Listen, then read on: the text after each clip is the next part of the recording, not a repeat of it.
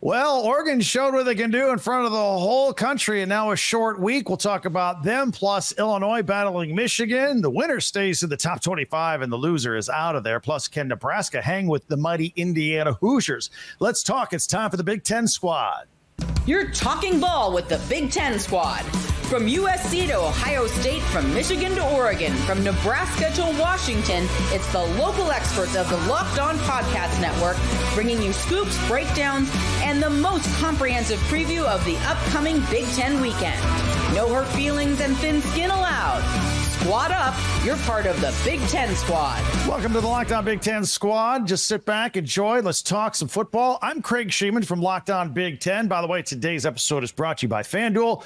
Today's episode, again, with FanDuel, have them at your hand, right in your favorite devices. You're watching your favorite football games, your first $5 bet, and you'll get started with $200 in bonus bets guaranteed. Visit FanDuel.com and get started. All right, around the room, Matt Sheehan from Locked On Spartans. I missed you, Craig. I missed you. I'm sorry. I heard things got out of control last week. I don't know what you're talking about. I thought last week's show was the best one that this idea has ever come up with. I had a blast. Can we get a mute on Spencer already? That's great. That's okay. You mute me if you like. I'll just sit here and hold in the O for the number of losses that Oregon has this year. How many you got up there in Seattle? Hey, man, that doesn't matter. We were in the national championship last season. It's great. You can do, living in the past. That's Washington's specialty. All right, if you pardon me, we're 2 minutes in. I haven't introduced everybody. Roman from Locked On Huskies. Yeah, that's Spencer from Locked On Ducks, Locked On College. I even saw him on Locked On Big 12 the other day. How many shows do you do? Way too many. Like, honestly, even I think it's excessive at this point, but I'm never going to stop. Jacob from Locked On Hoosiers, the real undefeated team in the Big Ten. And also Jay Stevens. Good for him to be here today. Locked On Buckeyes. All right. Against my better judgment, I'm going to open this up with Spencer and the Ducks and Jay with the Buckeyes before we look ahead to this week. Gentlemen, the floor is yours. I'd like to make a genuine statement off the top that I don't think anybody in the Big Ten is as good as Oregon or Ohio State. And if anyone would like to challenge me on that notion, he's probably sitting in that chair there because Indiana is 6-0. And you know what? Western Illinois is a tough. Yeah, sure. Western Illinois is a tough team, and that's one of their wins. But yeah, I think Oregon, Ohio State showed what a lot of people thought coming into the year, that these are the two best teams in the conference. And, Michigan could be in that category if they could, complete a forward pass with any amount of regularity. And they can't do that. So it was an awesome game. Probably the biggest win ever in Autzen history, along with 2018 against Washington. This one probably bigger on a national scale. But, it is a good time to be a fan in Eugene. Wow, Roman, he's taking shots already, man. Craig said Ohio State and Oregon, and he's throwing Washington into this. But this is what Oregon fans do, no matter what. Like, I had people in my comments after losing to Iowa, and they're just sending the duck emoji. It's like, okay, hey, here you are. You're still thinking about Washington. I didn't even bring up giving up 40 points to Iowa on the road. I didn't mention that. Like, I wouldn't bring that up. Why would anyone bring that up? No, I'm just kidding. Yeah. No, I liked where that thought was going, Jacob. I liked that thought very much. Jay, let's boil it down. What happened in the last 10 seconds, 6 seconds, the confusion, and then we'll move on from that game. Good coaching by one guy on the other side of the field, not saying his name. Confusion. Dan Lanning. His name's Dan Lanning. All right, yeah, whatever. Nobody cares. For some reason, Will Howard doesn't know that with 6 seconds, you got to speed up your clock. No matter what you think 6 seconds is, you have to move a little bit faster and say, slide by with 3 seconds left or 2 seconds. Preferably so there's still time left on the clock for Ryan Day and the refs to call a timeout to get the field goal team on the field. It's just a mess up. It was a mishap. It was something that Ryan Day's teams have done in big games. They have had mistakes, and ultimately they haven't overcome them in some of those games. But unfortunately, I have to agree with what something Spencer said. These are the best two teams in the Big Ten. And honestly, it's possible. I know Ohio State has one loss, but there's a chance down the road they could be 1 and 2 in the country. Ohio State has to go to Happy Valley. That'll probably be a Buckeyes win. It wouldn't shock me if down the road it's Oregon 1, it's Ohio State 2. I like it. I like it. Me too. I like that interpretation. You want that? I don't like it, but that's fine. Sorry, Jacob. Did you Indiana want 3. Indiana Did you want to? 3. Did you want to chime in? Yeah. Is this going to be the year where Indiana was 6-0 and won a game in the Rose Bowl? Is that? Hey, wait a minute now. Let me jump in, because if Indiana gets by Nebraska, there's a likelihood better than zero that they could face Ohio State at 10-0. Am I right, Jacob? Absolutely, Roman. We're coming for you, Matt. We're coming for you, but we got to take care of Nebraska first. I'm not overlooking them, but it is in Bloomington, thankfully. So, no, it's an exciting time. We're coming off a bye week, and now we can talk about the Indiana Hoosiers again. Now that we play football, but the schedule not being overly difficult. Hey, I am admitting it and have since the beginning. I'm not trying to hide it. We got cupcakes like the Spartans, who have already moved on to basketball season. I'm just standing here. Hold on. I'm supposed to be enjoying today. All right. Wow. I'm surprised you came back. I really am. Over the weekend. Yeah. Came back. I'm surprised he's still alive. Wow. Look, guys. What happened exactly last week when I was gone? Rosy. A lot of meanness. First of all, It was a lot of darts. It was horrible. A lot of darts being thrown at Matt last week. It was pretty bad. There was a Kirk Cousins stray, and I think that sent Matt to the breaking point. I looked up Spencer's home address while we took a break during that first ad read. No, last week I spent the hour after the show wondering if we had an HR department here at Locked On. I had a few complaints to file, but nothing. But no, here Gosh, I hope we don't. Minding my own business, and now Jacob wants to come after the Spartans, we're going to be your first road game in a few weeks here. I don't know how you guys have skated by 8 straight home games to start the season. Does that give you any pause, even with Nebraska coming to town, or no? No. No, we're not worried about it. Leave then. Okay. No. Wait a minute, Matt and Jacob, you're all forgetting Indiana did have a road game at Northwestern in that little bandbox stadium. And UCLA. That doesn't count either. Yeah, speaking of road environments that don't count, the UCLA Bruins. Hey, there are more people on this call than at that game. More people on this call.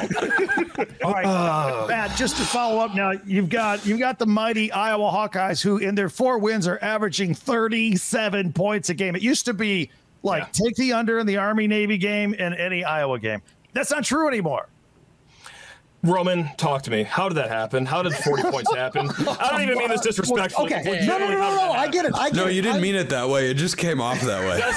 That's how I talk. That's how I sound. Yeah, Hey, Matt, you and I have done a show before. I know where you're coming from. It's coming from Spencer. I know it's a jab, so I get it.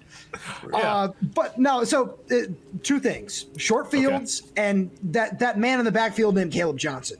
Where I legitimately believe that if Ashton Jeanty wasn't doing what he was doing, that Caleb Johnson might be declared the best running back in the country. Watching that guy play was an absolute treat. I got to take my hat off to him. 188 total yards in that game, 3 touchdowns. And watching that guy play, that's a handful to defend. He's averaging 9 yards per carry with 8 guys in the box. He's out of this world good. Yeah, Jay was leaning in to make a comment there on that one.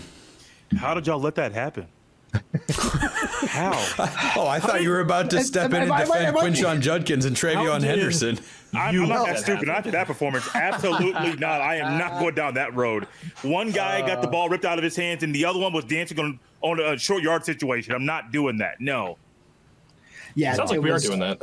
Well, and Roman, let's talk about it. You guys had a really impressive. You had a really impressive win against Michigan too. I thought we were trending in the right direction before the Iowa game. Craig, so did I. It all looked good. It felt like things were heading in the right direction. And then all of a sudden it's just – because I felt good about the game going into it. And then Iowa just did Iowa things after talking to our buddy Trent Condon and some other people. It was just, this is a pissed off Iowa team. And Did they do Iowa things? Because they scored 40 points. And statistically, that's not an Iowa thing. Not at all. Yes, Spencer. They ran the ball on basically every play. Cade McNamara threw 14 passes. So, yes, they did Iowa things. Did anyone see the greatest graphic in college football from the weekend? Sure did. Did everybody see it? Jacob hasn't seen it. There's a graphic that goes up when Cade McNamara throws a touchdown to the aforementioned Iowa running back, and it is his first Power 4 touchdown pass since 2021. Against Iowa, by the way. Against Iowa. Yeah. Pass. Yes. Hey, you're on the wrong side of history, man. That's brutal. Yeah, you're just shaping up for next week. We're gonna. This is gonna be a different conversation next week. I'll work it's gonna be next week, man. It's going to be really embarrassing when Oregon loses to Purdue on Friday. Yes, it will. Oh, I can't wait for that either. 47-13. You heard it here first. Trap game. Yes. It is a trap game, 100%. Yep. All right, we are just getting warmed up here on the Big Ten squad. This is what we do. It just goes in this direction more and more every single week. Unfortunately. We will take a look at some other matchups. And half these guys are on bye week this week anyway. So we'll talk about other games like Michigan and Illinois and USC and Maryland, among some others. We'll get into all of it right here as we continue with the squad on Locked On Big Ten. Hey, NFL fans, want to tell you about FanDuel. It's exciting enough watching games, but it's even better with FanDuel. For the rest of the NFL season, you get a big return on FanDuel, America's #1 sports book. So when you get a hunch in the middle of the game, you can check out the latest stats, view live play-by-play, and a whole bunch of stuff right on the same page where you make your bets. Plus, you can get started with $200 in bonus bets guaranteed when you place your first $5 bet. That's at FanDuel.com. By the way, Thursday night tonight, I like the Broncos -2 at the Saints. Sean Payton's homecoming to New Orleans. The number there's 37.5. I might go skosh over there, but that's all at FanDuel.com. Check it out, FanDuel.com. All right, we were turning on Locked On Big Ten squad here, getting ready for the big weekend, but some other games I want to talk to our guests about. First of all, Michigan and Illinois. Michigan's on its third starting quarterback already going into Illinois. This is the 100-year anniversary of the Red Grain 6-touchdown game, leather helmets. In fact, cool tip here for this game. Illinois is they have some artists hand paint all their helmets. They're going to actually look like leather helmets. Meanwhile, Michigan will be playing like it does have leather helmets with the passing game. Why does that not sound as cool as it should? like why do I feel like they're focused on the wrong thing here? Yeah. Let's remind everybody that we're going backward in time. Jacob, we'll start with you. What are your thoughts on this game? The loser's probably out of the top 25, and the winner stays in. Well, the fact that we led with the fact that they're painting leather helmets tells us all we need to know, I guess. I don't know what to think here. Illinois should be better, and they are okay, but then they get scared a week ago, and then you've got, like you said, Michigan. I don't know. How am I supposed to feel about this game? I feel like it's one that if whoever wins, you'd be like, yeah, that makes sense. You could tell me right now, team A wins or team B wins, and it's like, yeah, I totally get it, and you could sell that to me. I don't know. I have no idea how to feel about this game. Yeah. Jay Stevens, how about you? Your arch rivals here on the third quarterback already. It should be expected. They didn't figure it out in the offseason. They're still trying to figure it out now. It's just what they're doing in Ann Arbor, and we're all still waiting for some type of punishment to come down from what happened with Stallion. So I have to throw it in there because I know Matt. Which one? Okay. Matt, I'm on your side here, buddy. I know that we're all waiting for. Let's say which one. Yeah, which penalty? Which penalty are you talking about? There's a few floating out there, right? All of them. Just to get all of them down at one time. They deserve it. No, this is a game where, like on the football field, I remember a couple of years ago, these two teams played in Champaign, and I walked away from that game saying Michigan should have lost that game. Illinois played really good physical ball. Just Michigan made more plays down the stretch. Illinois was not ready for that moment. I think in this game, Michigan should win, but it wouldn't shock me if they lost. I mean, there's a mess up there right now. What we're seeing on the football field isn't what I think anybody truly expected them to put out there. So it's weird. It's one of those weird games where it's kind of a toss-up and kind of a weird feeling too. Matt, you're the other rival for Michigan. How do you view them right now taking on Illinois? If Jack Tuttle, at the age of 25 years old, part of the 2018 recruiting class, loses this game, it should be mandatory that he goes to the nearest job fair within a 5-mile radius of Champaign, Illinois immediately. Son, you should be in your 4th year in the workforce right now. There is no reason you should be the third quarterback option and losing games to Illinois. So that's my take on the whole thing. Other than that, what a bizarre matchup we got here. One team's trying to stop their ship from sinking. The other one is trying to make sure that they didn't make that overtime game against Purdue, put them on fraud watch. I don't know. This is a fraud bowl of fraud bowls right now, and I cannot wait to just eat up this slop. Yeah. All right. Roman, what do you think? You got a good look at Michigan a couple of weeks ago. Yeah, I had the great displeasure of watching two of these three quarterbacks that you mentioned play. And it was somehow even uglier than I thought it was going to be watching them play quarterback. Also, by the way, Jay, apparently Connor Stallions was in the building to watch Michigan lose to Washington. So that was kind of beautiful. Appreciate seeing that. That was just a really nice touch after having to watch that real sob story Netflix documentary that out there. Yeah. I felt so bad for him after that. Yeah. No, I like what Matt said here. The fraud bowl. It really is. Watching Illinois give up 49 points to Purdue. What are we doing here? Tough. That's tough. I don't care who wins. I don't care who loses after watching that. We got 2 votes for fraud bowl. Spencer, your thoughts on this one? Well, Here we go. Oh gosh. Showtime. Here we go. When I watch Illinois play football, I know they want to be a good team, but I feel like they can't mentally put on their big boy pants and just do it. Like, did they beat Nebraska or did Nebraska beat Nebraska? Because when I watched that game, I thought, Nebraska can't get out of its own way. You missed a wide open 30-yard touchdown on third and then missed a field goal and allowed Illinois to stay around, or else Nebraska is undefeated. And I think the Cornhuskers were the better football team, just not all of the time. Now, when I watch Michigan, I know that people say when you drive down the highway and you see a car wreck, it's impossible to look away. This is more like a grease fire in a kitchen at the quarterback position, because a dumpster fire implies that it's contained to a specific area. A grease fire can spread elsewhere rapidly because it's all over the kitchen. And then the Joker, played by Heath Ledger, is coming in and throwing gasoline onto the fire, because the Michigan quarterback situation, man. Isn't it a shame? It's just, it's such a bummer to see. Yeah, I know that all 3 of you guys, 4 of you probably, knowing Jacob as I do, are just bummed out to see Michigan play like this. And I'm not crushed over it every single day. For me personally, though, I need them to try to find a way to continue to be ranked in the top 25. They're by no means a top 25 team. I need them to be ranked when they come to Bloomington, when we blast them, so it looks better for us. Yeah, and I don't know if they can do that, because it's not possible. It turns out, despite Michigan fans telling me otherwise this offseason, that everyone is just disrespecting them. If you don't have a capable quarterback, you have problems. And Michigan is learning that right now. And you know what? I respect Dave Portnoy for saying, I'll give you $3 million to go find someone, because this crap stinks. That's the problem with Michigan. Not enough available money, famously. That's gonna solve it. Smells like broke. Yeah, that's... Yeah. All right, Spencer, I'll start with you since you're kind of a West Coast guy, but USC got to go all the way to the East Coast to take on Maryland. USC's having trouble. They're losing games late. Minnesota, Penn State, Michigan. I even questioned, was that a big win for Penn State going out there? Because USC's not even ranked anymore.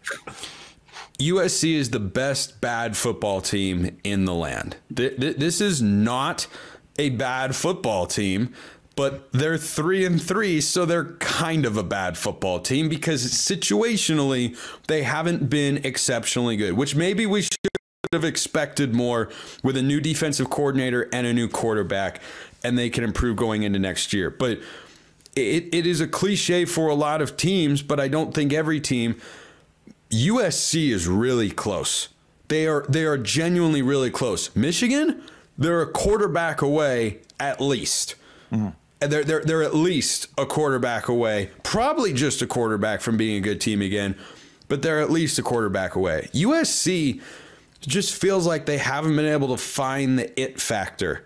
Like, they're a golfer who, when you look at their numbers throughout the course of the season, they're top 30 in every key metric, but they're not top 10 in any of them. So they don't have anything to lean on. Like, what does USC lean on to win games? Is it Miller Moss? He has flashes of being really good. He's a little inconsistent sometimes. Is it the defense? They're much improved. They're not quite ready to be great just yet. Are their special teams dynamite? Obviously not. And then Lincoln Riley didn't handle the clock very well in the end of the game against Penn State. So I do think it was a big win for Penn State. I'm not bullish. I don't know how you guys feel on the Nittany Lions. Like right now, Jay, Ohio State at Penn State. Give me the Buckeyes by 14. Yeah. Yeah, we can follow up on that thought, actually. Now, one thing I've noticed, I think Penn State's defense from the first couple of games of the year to now, I think they're starting to get themselves dialed in. I was a little worried about their secondary after Bowling Green when I had two receivers torch them for over 100 yards, but they're playing a lot better right now. So, yeah, I'm way looking forward to that Penn State Ohio State game coming up, Jay. Yeah, I'm looking forward to it too. It's another one of those tests where generally, most of the time, Penn State's the toughest game Ohio State plays as far as the matchup games, and then all of a sudden Oregon wants to join the Big Ten, and they're like, oh, we're here. No, but I do think that game is going to be one where Ohio State goes in and they take that loss to Oregon and they fix their issues. There's a few issues that Ohio State needs to fix if they want to win the conference. Just take him out of here, please. And yes, thank you so much. Wow. But Ohio State has things they need to fix. Ryan Day has to fix some things. Coaching as well. They got to fix some things with the rotations on the defensive line, but they have time to fix them. And you go in there at Happy Valley, it's going to be a loud crowd, and you go in there and win. That's a great way to show that you're fixing the things that were exposed in a big way on the national stage this past weekend. Can I say this about USC, though? Two things. One, how good does their win over LSU look, as they're now a top 10 team in the country? That's what I'm saying. Can we also just stop hyping up Lincoln Riley? You're saying they might be a quarterback away. Yes. I think USC is a head coach away. I think USC is a good, legitimate Cincinnati away. Is it? Hold on. Is that what you said? Shut your mouth. You shut your mouth. Stop it. Turn this around. I'm sorry. No, Bad connection over here. Okay. Wow. So Jacob, I'd push back on that because I was saying that Michigan is a quarterback away and USC is close, missing a couple of different things. But to your point, they went toe-to-toe with LSU on the same field and beat them. Yeah, it was a close game. They could have lost, but they are legitimately 3 plays away from being unbeaten. Now, all those aren't going to go your way all of the time, but they could just as easily be a 1-loss team as they are currently a 3-loss team. And yeah, LSU is a pretty good squad, and they did go toe-to-toe and beat them on a neutral site. So I don't think that Lincoln Riley is a horrible coach all of a sudden. I don't think he's forgotten how to win football games. I think the first year with Caleb Williams was just kind of all the magic came out and they went 11-1. They were 4-8 the year before. And then he had a blind spot, and that was Alex Grinch. And he set the program back multiple years by bringing him over from Oklahoma. That is a completely legitimate criticism. But he made the right hires on the defensive staff this year. I think it's going to take a year or two for them to really get that right. All right, very good. We're going to come back with a final word from our esteemed colleagues in just a moment. All that coming up as we continue with the squad on Locked On Big Ten. Hey guys, you ever feel like you need a little boost in the bedroom? It's time to stop worrying about your performance and get Hims so you can feel confident whenever you're in the mood. Hims is changing men's healthcare by providing you with access to affordable sexual health treatments from the comfort of your own couch. No insurance is needed, and one low price covers everything from treatments to ongoing care. Start your free online visit today at hims.com/lockedon. That's Hims, HIMS.com/lockedon for your personalized ED treatment options. Hims.com/lockedon. Again, that's Hims.com/lockedon. As we continue with the Locked On Big Ten squad, final word, kind of rapid round here, getting ready for Week 8. I can't believe it's Week 8 already. Matt, let's talk with you. You got your Spartans taking on Iowa. We talked about it earlier. Iowa's putting up points. Aiden Childs, a lot of talent, but also a bit of a turnover machine. That's what needs to get dialed in here. Your thoughts, your final thoughts on this weekend? A little scared, but still somewhat confident. Now, of course, we need Aiden Childs to be someone that he has not been all season. That is very secure with the football. But I think what we're going to see more this week is a little bit of quarterback runs. Make this game more 11-on-11. Handing the ball to the running back is not working. We haven't really used Aiden Childs' legs a lot this season. I think that's to preserve his health. In case of emergency, when you need a must-win homecoming win, break that glass, and yeah, Childs 10 carries plus. So confident, a little scared though, if that makes any sense. Roman, your thought, you got a bye, you got this up and down. You win against Michigan, you lose against Iowa, you're ready to move forward. Things to work on this week for Washington. And while you're here, well, why don't you give me your thought on Nebraska and Indiana, the other most interesting game on the schedule, other than the ones we've really talked about? Well, Craig, first thing, things to work on. Yes, it's a little bit of everything. Where the red zone offense has just been absolutely brutal. Washington's 99th in the country right now in points scored at just about 24 a game, even though they're top 30 in terms of total offense. So that's been extremely frustrating. The special teams haven't been great. Grady Gross has missed, I believe, 7 kicks over the last 3 or 4 weeks, which is tough. You want to see him work on that. It seems like it's... Boy, I tell you what, with a rate like that, he'll be an Oregon Duck in no time.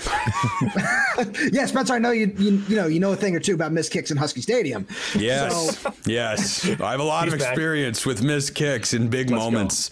It's not even limited to Husky Stadium, as a matter of fact. Oh, I know. I'm just saying that because I was on the field for the one last year. It's pretty awesome. Yeah. There goes Washington again. Back to the past. Look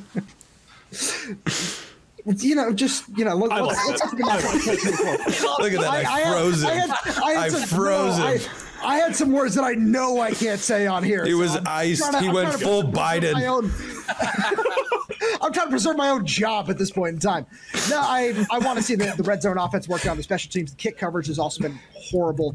I'm really excited to watch this Nebraska-Indiana game because I really think that this is the best defense that Indiana will have seen so far this season. And I think despite what happened last week, Spencer, I think that's going to get taken up another level against Washington. That pass defense has been absolutely tremendous, best in the country so far, allowing 123 yards per game. So really curious to see what that looks like and what Kurt Cignetti can do, because I've been really impressed with him so far this year. All right, Spencer, since you were knocking Illinois last week, if Oregon doesn't score at least 50 on Purdue Friday night, then that's a loss in my book. Wow, that's a pretty high bar to live up to. But is there any more classic emotional letdown trap game spot than this one? Like, yes, one of the game where is there a bigger trap game spot in all Alabama, college football? Georgia, and then losing to Vanderbilt. Okay. That would never happen though. Like that's Vanderbilt's better than Purdue. Get real. Okay, valid point. Valid point. The second biggest spot for a letdown is right here because you play one of the biggest regular season games in the history of Oregon football. You win in thrilling fashion. It's a big television audience. Your fans rush the field. You beat Ohio State. You're now the favorites in the Big Ten. And then you go on a Friday night on the road, short week, no bye beforehand, to Purdue. Yeah. Where great teams have gone to die before. Yeah, that's the only thing I'm worried about with Oregon is, do you have the ability to rise above that? Because it sounds simple, but great teams have gone on the road in spots where they shouldn't struggle, and they have done so. So, yeah, Oregon can't show me as much as they did against Ohio State last week, but they can show me something if they go to West Lafayette and have no issues and win, 38-10, then I'll feel really good because that'll be a credit to Dan Lanning and staff for getting the guys ready. All right. And by the way, you must have intimidated Jay with all that Oregon. He's gone. He left. Yeah. He couldn't handle the duck. All right. Jay. Wait, can I say one more thing quickly? No. Oh boy. Probably not quick. I talked about this yesterday on That was so good. That was very good. That was very good. I talked about this on Locked On Ducks yesterday. Dan Lanning is changing college football with his analysis of the NCAA rule books, and I'm so here for it. I'm so here for it. It is the funniest thing I have ever talked about on my show. The Dan Lanning rule has now been created. Yes, 100%. They're going to probably make the change. And guess what? I think they should make the change because you shouldn't be able to do that. But since you were able to, well, yeah, go for it. Are we going to call it the Oregon rule, the Lanning rule? It's got to be the Lanning rule. I mean, he was holding back an ear-to-ear grin when he got asked about it in his Monday presser. And he just kind of has this like Mona Lisa smile, but you can see on his face, he wants to just go full Belichick smirk like, All right, Jacob, final word. The biggest game of the weekend, as far as I'm concerned, big noon Saturday, Nebraska coming to Bloomington. How do you see it? Really looking forward to it, man. It's a sellout, which if you know anything about Indiana football, that's not a given. It's not a given. So thank you. Appreciate that. Is that big news kickoff of the year? To this point, yeah, it is. Yeah. It will still be the case when we play Washington next week, then Michigan State after that, and then Michigan after that. And so, no, it's a huge game, huge opportunity, big noon kickoff, Barstool's in town. Everybody will be watching this game. And so everybody's trying to figure out, okay, is Indiana legit or not? And while this will be the best team Indiana has played so far, Nebraska, it's not like their schedule is crazy. They played the wild offenses of Illinois and Rutgers. So do we really know how good that defense is for an Indiana offense that has just been kind of chugging right along? What fascinates me, though, both teams coming off a bye. I love games like this where both teams have had so much time to prepare. Who comes out looking fresher? I'm taking Indiana, obviously. The fact that we were a touchdown favorite, though, at FanDuel in this game, a little sketchy to me. Does Vegas know something? I don't know. But, yeah, Hoosiers got it in the bag. Vegas always knows something we don't know. For Matt, Roman, Spencer, Jacob, and Jay, who left us, if you're watching out there, catching us for the first time, subscribe to all these guys that do a fantastic job covering your teams every single day throughout the season. And don't forget, I got you covered with the entire conference on Locked On Big Ten, part of the Locked On Podcast Network, your team every day. Love you, Craig. Thanks for coming back. Appreciate it. We missed you, Craig. Good to be here.